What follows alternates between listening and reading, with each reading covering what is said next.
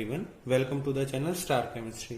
इससे पिछली क्लास में हमने डायजोनियम साल्ट्स की डिफरेंट टाइप्स की रिएक्शन पढ़ी थी, जिसमें हमारी सैनमेयर रिएक्शन थी, गेटरमैन रिएक्शन थी, बाल्स-कीमान रिएक्शन थी, रिप्लेसमेंट बाय NO2 था, आपका रिप्लेसमेंट बाय OH था।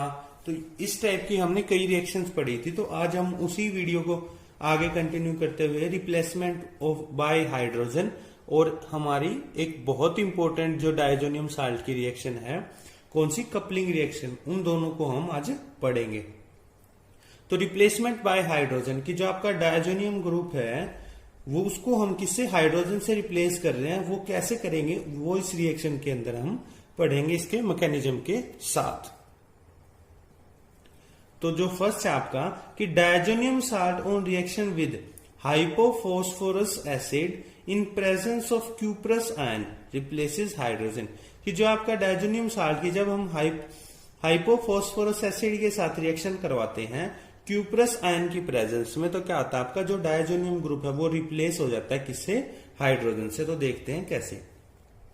ये आपकी रिएक्शन है कि आपका डायजोनियम क्लोराइड है, हम इससे एक जनरल इसी के साथ करेंगे। साथ में क्या आपका H3PO2 है, हाइपोफॉस्फोरस एसिड है आपका, और वाटर के साथ में इसका क्या है, क्यूप्रस आयन के साथ जब इसकी रिएक्शन करवाते हैं तो क्या बन जाता है आपका बेंजीन प्लस के H3PO3 प्लस आपका N2 साथ में HCl है, वो रिमूव हो जाते। तो यहां पे हमने देखा कि जो आपका N2 पॉजिटिव ग्रुप है ये किससे रिप्लेस हो गया, आपका हाइड्रोजन से रिप्लेस हो गया, और आपका तो आपका क्या बन जाता है, बेंजीन की फॉर्मेशन है, हो जाती है। तो ये हमारी रिएक्शन है। अगर हम इसके मैकेनिज्म की बात करें तो एक ऐसा है, this reaction proceeds by free radical mechanism. ये आपकी फ्री रेडिकल मैकेनिज्म है, उससे प्रोसीड करेगी। तो देखते हैं कैसे कि जो आपका एरोमेटिक ये डायजोनियम है, इस पे रिएक्शन है, साथ में जब क्यूप्रस आयन के साथ रिएक्शन होती है तो क्या होता है, यहाँ पे जो पॉजिटिव चार्ज है वो रिमूव हो जाता है, कॉपर 2 पॉजिटिव आपका बन जाता है, रिमूव हो जाता है। साथ में क्या बनेगा आपका, ये जो N ट्रिपल बॉन्ड N है, यहाँ पे जो पॉजिटिव चार्ज था ये आपका रिमूव हो गया, किसके द्वारा, आपका क्यूप्रस आयन से। तो उसके बाद क्या बनता है, यहाँ पे क्लीवेज होती है। तो क्लीवेज के बाद क्या बन जाता है, आपका एरोमेटिक फ्री रेडिकल बनेगा, साथ में आपकी ये जो नाइट्रोजन है ये रिमूव हो जाती है। तो फ्री रेडिकल मैकेनिज्म है इसका। ये हम देखते हैं कि बेंजीन डायजोनियम था हमारे पास, इसमें जब आपका क्यूप्रस आयन डलता है तो क्या होता है, Cu2 पॉजिटिव आपका रिमूव आउट हो जाता है। किस प्रकार, आपका यहाँ पे जो पॉजिटिव है इसको रिमूव आउट करके एक जो है यहाँ से इसका जो पॉजिटिव चार्ज था वो क्यूप्रस आयन था, इसने रिमूव कर दिया है इलेक्ट्रॉन्स के ट्रांसफर से। तो उसके बाद क्या होगा, आपका यहाँ पे क्लीवेज होती है, और क्लीवेज होने की वजह से क्या होता है, आपका बेंजीन फ्री रेडिकल है उसकी फॉर्मेशन हो जाती है, साथ में आपका N2 है वो रिमूव हो जाता है। तो फिर हम देखते हैं कि जो आपका ये है बेंजीन फ्री रेडिकल, जब आपके हाइपोफॉस्फोरस एसिड के साथ रिएक्शन करता है तो उसमें क्या होगा, जो ये H है इस H का ट्रांसफर हो जाता है, ये आपका बेंजीन बन जाती है। साथ में आपका क्या होगा, जो P है यहाँ पे एक इलेक्ट्रॉन रहने की वजह से आपका फ्री रेडिकल यहाँ पे जनरेट है वो हो जाता है। तो इसके बाद क्या होगा, आपका ये होने के बाद जो आपका एक दूसरा मॉलिक्यूल है किसका, बेंजीन डायजोनियम का, वो क्या करेगा, इसके साथ रिएक्शन करके, इस फ्री रेडिकल के साथ रिएक्शन करके दोबारा से क्या बन जाएगा, आपका एरोमेटिक जो है वो फ्री रेडिकल बन जाएगा आपका। ये सिंपली बोले हम बेंजीन फ्री रेडिकल है उसकी फॉर्मेशन हो जाएगी इस केस में। अगर यहाँ पे आपका कोई दूसरा ग्रुप अटैच है आपका ऑर्थो मेटा या पैरा पोजीशन पे, तो उस दौरान आपका जो वीक कंपाउंड की फॉर्मेशन होगी। तो ये आपका फ्री रेडिकल दोबारा जनरेट हो जाता है। तो इसके बाद क्या होगा, आपका ये जो आपका ग्रुप था इस पे फ्री रेडिकल था वो आपका शिफ्ट हो गया, माइग्रेट हो गया है, ठीक है। तो अब उसके बाद जब इसकी वाटर के साथ रिएक्शन होती है तो क्या बन जाता है, आपका H3PO3 बन जाता है, साथ में आपका हाइड्रोजन रिमूव आउट हो जाता है। तो जो ये रिएक्शन है ये इस तरीके से आगे चलती रहती है, और जो हमारा बेंजीन है वो यहाँ पे हमें मिल चुका है। तो जो ये फ्री रेडिकल हुआ था, इस फ्री रेडिकल ये दोबारा से रिएक्ट कर लेता है एक नए मॉलिक्यूल के साथ, और आपकी जो रिएक्शन है वो इसी प्रकार प्रोसीड होती रहती है।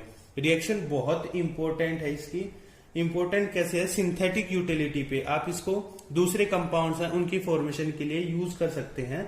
जब आपको NH2 या NO2 ग्रुप है उसको रिमूव करना है, तो हम कई बार क्या करते हैं, ग्रुप्स को ऐड कर लेते हैं ताकि हम रिएक्टिविटी को इंक्रीज कर सकें, और बाद में जब हम उनको रिमूव करना होता है तो जो ये प्रोसेस है, इससे NH2 या NO2 ग्रुप है उनको हम रिमूव कर सकते हैं बहुत आसान तरीके से। तो इसलिए इसकी सिंथेटिक यूटिलिटी बहुत ज्यादा है। इसके बाद हम बहुत इंपॉर्टेंट रिएक्शन पढ़ते हैं जो बेंजीन डायजोनियम जो साल्ट्स हैं वो शो करते हैं। कौन सी है आपकी, कपलिंग रिएक्शन। कपलिंग रिएक्शन बहुत इंपॉर्टेंट है।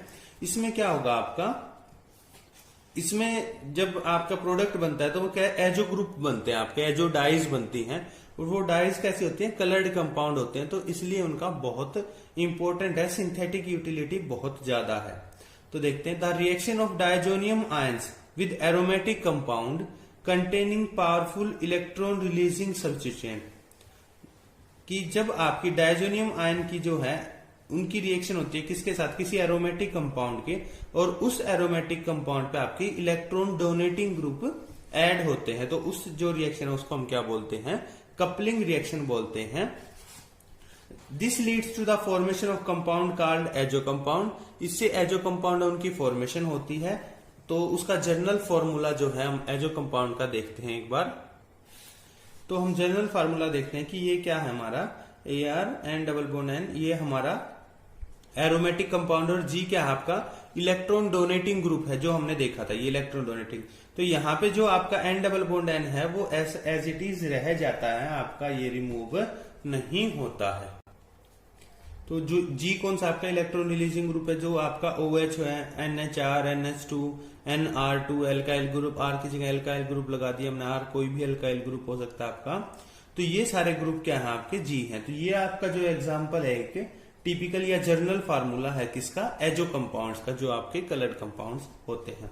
These compounds are coloured compound which constitute a group of dyes known as azo dyes, कि ये क्या है, एजो डाइज बनती है, इनसे फॉर्मेशन होती है एजो, जो ये कंपाउंड है इनकी जब इनके साथ आपके डायजोनियम आयन के साथ रिएक्शन करके ये जो एजो कंपाउंड बना है, ये कलर्ड कंपाउंड होते हैं। आपके डिफरेंट कलर्स की जो डाइज होती हैं उनकी फॉर्मेशन इसी से होती है। तो इसलिए इसकी सिंथेटिक यूटिलिटी ज्यादा होने की वजह से जो डायजोनियम है, हमारे डायजोनियम ग्रुप्स हैं वो बहुत इंपॉर्टेंट है। एक जनरल रिएक्शन देखते हैं हम, ये हमारा बेंजीन डायजोनियम है, प्लस में आपका कोई भी ग्रुप है, एरोमेटिक ग्रुप है, जिसके साथ हमने कपलिंग रिएक्शन को करवाना है। जी क्या है हमारा, कोई भी इलेक्ट्रॉन रिलीजिंग ग्रुप है जो हमने पीछे देखे थे, उनमें से कोई भी हो सकता है, आपका कोई और भी ग्रुप हो सकता है जो इलेक्ट्रॉन्स को रिलीज करेगा। तो जब इसकी रिएक्शन होगी तो क्या होता है आपका, ये आपका एजो डाई है, इसकी फॉर्मेशन हो जाती है। तो यहाँ पे हम देख रहे हैं कि पैरा पोजिशन पे अटैचमेंट होती है। अगर पैरा पोजिशन ब्लॉक आपकी तो उस दौरान क्या होगा, आपकी ऑर्थो पोजिशन है उन पे किसी के साथ भी रिएक्शन हो जाएगी। तो हम इसी का एक एग्जांपल पढ़ते हैं, कपलिंग विद फिनोल, की फिनोल के साथ रिएक्शन करवा रहे हैं हम। तो यहाँ पे देखते हैं कि when diazonium ion treated with phenols in weakly alkaline solution, diazonium salts undergo coupling to form hydro azo compounds, कि जब आपके जो डायजोनियम आयन है उनके फिनोल के साथ रिएक्शन करवाते हैं तो हमारा क्या है, हाइड्रो एजो कंपाउंड बनता है। लेकिन यहाँ पे क्या जो है, एक वीकली एल्केलाइन सॉल्यूशन होना चाहिए। कहने का मतलब इन रिएक्शंस के अंदर पीएच जो है वो बहुत इंपॉर्टेंट रोल प्ले करता है। तो उसका कारण भी देखेंगे कि क्यों पीएच है वो इंपॉर्टेंट रोल प्ले करता है, लेकिन ये पीएच का बहुत इंपॉर्टेंट रोल है यहाँ पे। तो ये हम जब रिएक्शन करवा रहे हैं डायजोनियम आयन की फिनोल के साथ, पीएच कितनी होनी चाहिए, 9 से 10 होनी चाहिए आपकी। तो उस दौरान ये आपके पास जो डाई है उसकी फॉर्मेशन हो जाएगी, हाइड्रो एजो कंपाउंड बनेंगे आपके, ठीक है। तो अब इसका पैरा हाइड्रोक्सी एजोबेंजीन इसका नाम है, कि पैरा हाइड्रोक्सी एजोबेंजीन आपके पास प्रोडक्ट फॉर्मेशन हो गई है। तो जब हम इसके मैकेनिज्म की बात करते हैं तो मैकेनिज्म कैसा होगा हमारा, ये हमारा डायजोनियम आयन है, और जब इस पे फिनोल का क्या आता है, आपका फिनोक्साइड आयन है। तो फिनोक्साइड आयन क्या करेगा, इलेक्ट्रॉन्स की माइग्रेशन यहाँ पे होगी, ठीक है, यहां से ये इलेक्ट्रॉन्स यहां माइग्रेट करेंगे और इनसे क्या होगा, इस तरफ माइग्रेट होंगे। तो जब ये इसके ऊपर अटैक करता है तो जो ये पॉजिटिव चार्ज है ये इनका रिमूव हो जाएगा और डबल बॉन्ड है उसकी फॉर्मेशन हो जाती है। तो हम यहाँ पे प्रोडक्ट देखते हैं C6H5N डबल बॉन्ड N। अब ये पता लगा हमें कि एजो ग्रुप है वो किस प्रकार फॉर्मेशन हो रही है उसकी। तो वो जब ये आपका बॉन्ड माइग्रेट करता है इस रिमूव करने के लिए पॉजिटिव चार्ज को, तब हमारा N डबल बॉन्ड N आता है। साथ में क्या होगा, हमारा ये ग्रुप जुड़ गया है डबल बॉन्ड O। लेकिन यहाँ पे हमने देखा कि ये हमारे पास आ जाता है, तो यहाँ पे H है, लेकिन यहाँ पे जो ये बेंजीन है इसकी एरोमेटिसिटी क्या हो गई है, लूज हो गई है। तो क्या होगा, जो हाइड्रोजन है ये हाइड्रोजन आपका रिमूव हो जाएगा, ये वाला हाइड्रोजन। ये रिमूव होने की वजह से ये बॉन्ड यहां माइग्रेट होगा, ये वाला बॉन्ड आपका यहां माइग्रेट होगा, और जो ये डबल बॉन्ड था ऑक्सीजन पे ये फिर से ऑक्सीजन के ऊपर चला जाएगा। तो इसकी वजह से आप देखते हैं इस हाइड्रोजन को रिमूव होने की वजह से C6H5N डबल बॉन्ड N और जो बेंजीन है, बेंजीन ग्रुप है ये, इसकी फिर से क्या हो जाती है, एरोमेटिसिटी गेन हो जाती है और ऑक्सीजन के ऊपर नेगेटिव चार्ज आ जाता है। तो ये हमारा क्या बन जाता है, डिजायर्ड प्रोडक्ट। लेकिन यहाँ पे हम देख रहे थे कि जो ये फिनोक्साइड आयन है ये कैसे फॉर्म होता है, इसका रीजन क्या है, कि हमने देखा था कि जो वीकली एल्केलाइन सॉल्यूशन लिया था हमने, उस वीकली एल्केलाइन सॉल्यूशन की वजह से क्या होता है, हमारा जो ये आपका फिनोल है ये किस में चेंज हो जाता है, फिनोक्साइड आयन के अंदर चेंज हो जाता है। इसका रीजन क्या है कि OH से जो आपका O नेगेटिव है वो कैसा है, स्ट्रॉन्ग इलेक्ट्रॉन रिलीजिंग ग्रुप है, और स्ट्रॉन्ग इलेक्ट्रॉन रिलीजिंग ग्रुप होने की वजह से आपकी रिएक्शन है वो आसानी से हो जाती है। तो देखते हैं कि due to stronger electron releasing effect of O negative than OH, कि आपका OH की बजाय O negative stronger electron releasing group है, और हमें तो कैसा चाहिए था, जो आसानी से इलेक्ट्रॉन को रिलीज कर सके। यही हमने उसकी जनरल जो रिएक्शन थी उसके अंदर भी बताया था। तो phenoxide ion is more reactive towards electrophilic attack, but equilibrium towards phenoxide ion shift only in alkaline solution, कि जब एल्केलाइन सॉल्यूशन होगा तभी आपका क्या होगा, फिनोक्साइड आयन की तरफ इक्विलिब्रियम शिफ्ट होगा। अगर आपका एल्केलाइन या नहीं होगा, एसिडिक होगा, तो कैसा हो जाएगा, आपका फिनोल की फॉर्मेशन हो जाएगी। इसलिए हमने वीकली एल्केलाइन सॉल्यूशन लिया था, पीएच उसकी 9 to 10 ली थी। Thus high concentration of phenoxide ion requires high pH value. इसी वजह से आपकी क्या होनी चाहिए, पीएच की वैल्यू है जो हाई होनी चाहिए, 9 to 10 के नियर अबाउट होनी चाहिए। तो ये जो इलेक्ट्रोफिलिक अटैक हो रहा है इसके लिए हमें स्ट्रॉन्गर इलेक्ट्रॉन रिलीजिंग इफेक्ट वाला ग्रुप चाहिए है, और वो हमारा कैसा होता है, फिनोक्साइड आयन का ज्यादा है बजाय किसके, फिनोल के। तो ये हमारी एक कपलिंग रिएक्शन की हमने टाइप पढ़ी है, और भी आपकी बहुत सारी कपलिंग रिएक्शंस होती हैं जिनकी वजह से आपके कलर्ड कंपाउंड की फॉर्मेशन होती है। Thank you.